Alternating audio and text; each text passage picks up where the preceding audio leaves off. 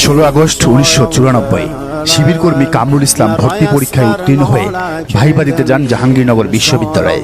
সাথে নিয়ে গিয়েছিলেন শিবিরের ডায়েরি। কেবল এই এক অপরাধেই ছাত্রদল সেই ছোট্ট কামরুলকে পেটাতে পেটাতে শহীদ করেছিল। সেদিন পদার্থবিজ্ঞান বিভাগে মৌখিক পরীক্ষায় অংশগ্রহণের জন্য কামরুল তার এক নিকটাত্মীয়ের নিকট মাওলানা ভাসানী হলের 145 নম্বর কক্ষে ওঠেন।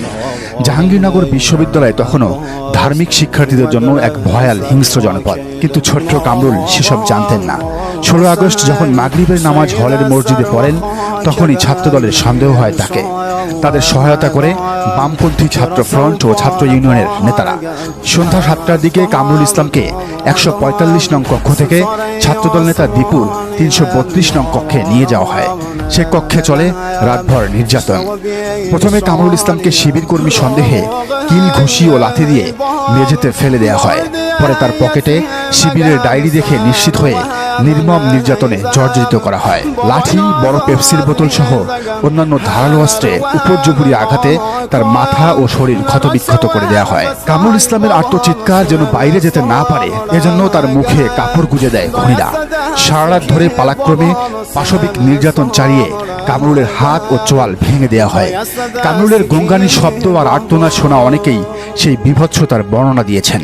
এরপর তাকে নির্যাতন করা হয়নি এই বলে মুচলেকা দিতে বাধ্য করে ছাত্রদল নেতারা।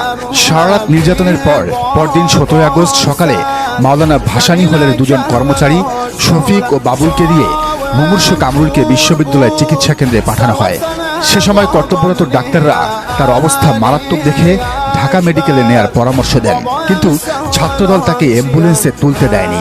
ফলে বেবি ট্যাক্সি যোগে ঢাকার উদ্দেশ্যে রওনা হওয়ার পর সাভার লোক প্রশাসন প্রশিক্ষণ কেন্দ্রের নিকট পৌঁছালে কামরুল ইসলাম মহান আল্লাহর দরবারে সাড়া দিয়ে জান্নাতের পথে পাড়ি জমান। অবস্থা বেগতিক দেখে সংশ্লিষ্টরা নওয়াব ফয়জুন্নিসা হলের পূর্বে ঢাকা আরিচা মহাসড়কের পাশে তার লাশ ফেলে দ্রুত স্থান ত্যাগ করে। পরে সাভার থানা পুলিশ খবর পেয়ে লাশ ঢাকা মেডিকেলে নিয়ে আসলে ঢাকা মহানগরী শিবির নেতারা লাশ গ্রহণ করেন।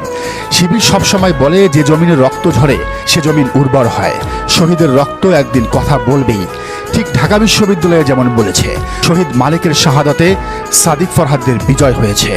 আজ শহীদ কামরুলের ক্যাম্পাসেই ছাত্র শিবিরের জয় জয়কার। জাকসু নির্বাচনে ভূমিধস জয়। শুধু ভিপি বাদে জিএস, এজিএস সহ বেশিরভাগ পদই তাদের দখলে। বাম, ছাত্রদল সবাইকে হারিয়ে শিবিরের প্যানেলের মাঝার আয়েশারা গড়েছেন নতুন এক ইতিহাস।